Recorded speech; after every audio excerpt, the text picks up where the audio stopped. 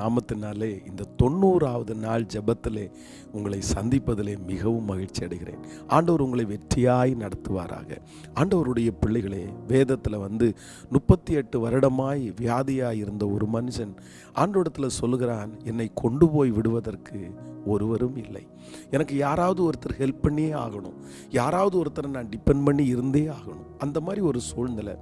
ஆனால் ஆண்டவர் அந்த இடத்துல அந்த மனுஷனுக்கு அற்புதம் செய்கிறார். இன்றைக்கு இந்த சத்தத்தை கேட்கிற ஆண்டவருடைய பிள்ளைகளை, நீங்களும் கூட ஒருவேளை அந்த மாதிரி ஒரு பாதையில் கடந்து வரலாம். என் பிள்ளை நல்லா படிக்கிறாங்க, ஆனால் யாராவது ஒருத்தர் உதவி செய்யலைன்னா மேல் படிப்பு படிக்க முடியாது, எனக்கு இந்த இடத்துலேருந்து இவங்க அனுப்புனாதான், இவங்க செஞ்சாதான். இந்த மாதிரி நம்ம நிறைய நேரத்தில் ஆண்டவருடைய பிள்ளைகள் இன்னொருத்தரை டிபெண்ட் பண்ணுற அளவுக்கு உங்கள் சூழ்நிலை இருக்கலாம். ஆனால் நான் நம்புகிறேன், சீக்கிரத்தில் ஆண்டவர் ஒரு பெரிய நீதியை உங்களுக்கு ஆண்டவர் செய்வாராக.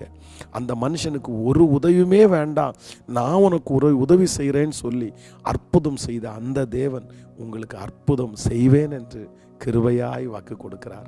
ஆமேன். ஆண்டவருடைய பிள்ளைகளை, இன்றைக்கு மிக முக்கியமான ஒரு ஞானத்திற்காக நம்ம ஜெபிக்க போகிறோம். வேதத்தில் ஒரு வசனத்தை வாசிக்கலாம். பிரசங்கி 5ஆம் அதிகாரத்தினுடைய 6வது வசனம்.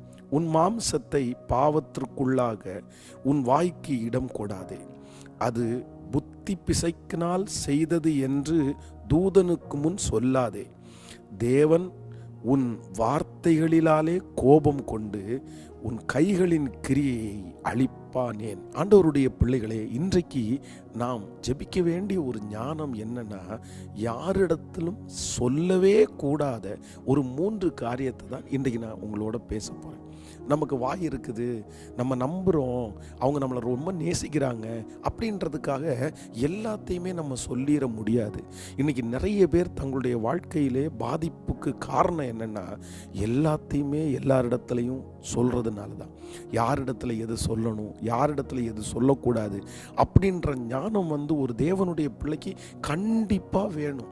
இல்லை அப்படின்னா நம்ம நிறைய பேர் மாட்டிக்குவோம், நம்ம நிறைய பேர் சிக்கியிருப்போம். சரி, இனியாவது கொஞ்சம் நம்ம ஜாக்கிரதையாய் ஜெபம் பண்ணி இருக்கிறது நல்லது. நம்பர் 1, முதலாவதாக உங்கள் பாவத்தை யாரிடத்திலும் நீங்கள் சொல்லக்கூடாது. ஆண்டவருடைய பிள்ளைகளை, நமக்கு நிறைய வசனம் இதுக்கு சொல்லுது. நம்முடைய பாவத்தை ஆண்டவர் முதுகுக்கு பின்னாடியே போட்டுட்டாரு, கடலின் ஆழத்தில் போட்டுட்டாரு. அப்படின்னா நம்ம செய்த தவறை நம்மளே திரும்பி பார்க்கக்கூடாது அப்படின்னு நினைக்கிற ஆண்டவர் இன்னொருத்தர் பார்க்கணுன்னு கர்த்தர் நினைக்கல. ஸோ யாருக்கு முன்னாடியும் ஒரு தேவனுடைய பிள்ளை உங்களுடைய தவறுகளை, உங்கள் பாவத்தை நீங்கள் சொல்ல வேண்டிய அவசியமே இல்லை. நீங்கள் உங்கள் தவறை அவங்களுக்கு சொல்கிறதுனால அவங்க ஒன்றும் பண்ண முடியாது. உங்கள் பாவத்திற்கு விமோச்சனம் வாங்கி தர முடியுமா? உங்கள் பாவத்தை மன்னிக்க முடியுமா? இல்லை உங்கள் பாவத்திற்காக அவங்க அந்த தண்டனையை ஏற்றுக்க முடியுமா? முடியாது. உங்கள் பாவத்தை சொல்லும்போது சந்தோஷமாக கேட்பாங்க, அதற்கு பிறகு உங்களை ரொம்ப தப்பானவங்களாக பார்ப்பாங்க. உங்களை ஏதாவது ஒரு இடத்துல அவங்க சிக்க வைக்கிறதுக்காக பார்ப்பாங்க. ரொம்ப ஜாக்கிரதையாய் ஆண்டவருடைய பிள்ளை இருக்கணும். நம்பர் 2, ரெண்டாவது பைபிளில் நம்ம பல இடங்களில் வாசிக்கும்போது கிட்டத்தட்ட 3 இடத்துல ஆண்டவர் என்ன சொல்லுவாருன்னா, இந்த சாட்சி, நான் இப்போ செஞ்ச அற்புதத்தை நீங்கள் வேற யாருக்கும் சொல்ல வேண்டாம் அப்படின்னு ஆண்டவர் சொல்லுவார். இந்த சாட்சியை நீங்கள் வேறு ஒருவரிடத்திலும் சொல்ல வேண்டாம். அப்போது நம்பர் 2, நீங்கள் சொல்லக்கூடாத 2வது காரியம் என்னென்னா, நம்ம நிறைய நேரத்தில் கர்த்தர் ஏதாவது ஒரு அற்புதம் செய்யும்போது எல்லா அற்புதத்தையும் ஓப்பனாக சொல்லிடுவோம். இப்படி நடந்துச்சு, இப்படி நடந்துச்சு அப்படின்னு சொல்லுவோம். ஆனால் அது கூட சில நேரத்தில் ரொம்ப டேஞ்சர். நிறைய பேருடைய பொறாமைக்கு அது காரணமாகும். நிறைய பேர் வித்தியாசமாக இருக்கும்.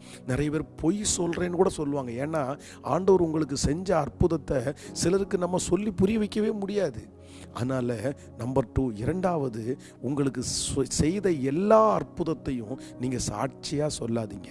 வெளியில் சாட்சி சொல்கிறதுக்குன்னு சிலது இருக்குது. சில அற்புதத்தை நமக்குள்ளேயே வச்சுக்கலாம். அது ஆண்டவருக்கும் நமக்கும் தெரிஞ்சால் போதும். ஆண்டவருக்கு நன்றி சொல்லிட்டு நீங்கள் அமைதியாக இருந்தால் போதும். நம்பர் 3, மூன்றாவது, ஒரு தேவனுடைய பிள்ளை யாரிடத்துலையும் சொல்லக்கூடாதது என்னென்னா, உங்களுடைய விஷன், உங்களுடைய தரிசனம், நீங்கள் என்ன வாங்க போகிறீங்க, என்ன செய்ய போகிறீங்க. யோசேப்பு என்னைக்கு தன் சகோதரிடத்தில் தன்னுடைய விஷனை சொன்னானோ அன்னைக்கே அவனை பகிக்க ஆரம்பித்தாங்க. அப்போது சிலர் பாருங்கள், நான் கார் வாங்க போகிறேன், நான் வீடு கட்ட போகிறேன், அடுத்த வருஷம் ஏதோ ரொம்ப முக்கியமானவங்க, அப்படி அது ஒரு சூழ்நிலை. ஆனால் எல்லாரிடத்துலையும் நம்ம என்ன பண்ணி இந்த மாதிரி சொன்னோன்னா நிறைய பேர் பொறாமப்படுவாங்க, ஆசைப்படுவாங்க, நிறைய பேர் அதை தடுக்கிறதுக்கு முயற்சி எடுப்பாங்க. அதனால் அது முடிஞ்சதுக்கு பிறகு அதற்கப்புறம் எல்லாருக்குமே சொல்லிக்கலாம், அதுக்கப்புறம் நம்ம அதை கொண்டாடிக்கலாம், தவறல்ல. அதனால் இன்றைக்கி ஒரு ஞானத்திற்காக ஜெபம் பண்ணுங்க. ஏசப்பா, நான் யார்கிட்ட என்ன சொல்லணும், யார்கிட்ட என்ன சொல்லக்கூடாதுன்ற ஞானத்தை கர்த்தர் உங்களுக்கு தருவாராக. ஒருவேளை நீங்கள் நிறைய பேர் சொல்லலாம், பாஸ்டர் சொல்கிறது உண்மை, நான் தேவையில்லாமல் இவங்கள்ட்ட சொல்லிட்டேன், இவங்கள்ட்ட சொன்னதுனால இப்படி ஆயிடுச்சு, இவங்க சொன்னதுனால இப்படி தடுத்து போட்டாங்க.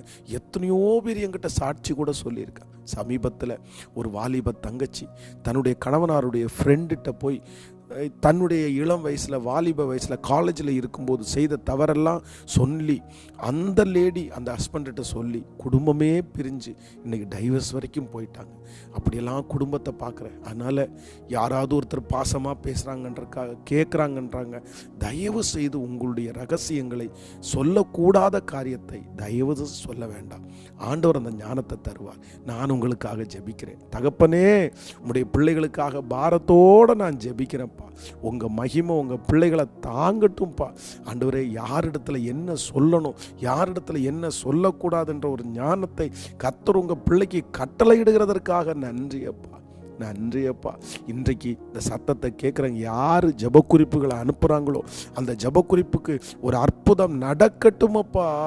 நன்றி அப்பா. இன்றைக்கு பிறந்த நாளை காண்கிற, திருமண நாளை காண்கிற பிள்ளைகளை மனதார நான் ஆசீர்வதிக்கிறேன். ஸ்தோத்திரம். கர்த்தர் நடத்துவீராக. உங்கள் கிருபை தாங்கட்டும். இயேசுவின் மூலம் பிதாவே, ஆமேன். God bless you. ஆண்டவர் உங்களை ஆசீர்வதி.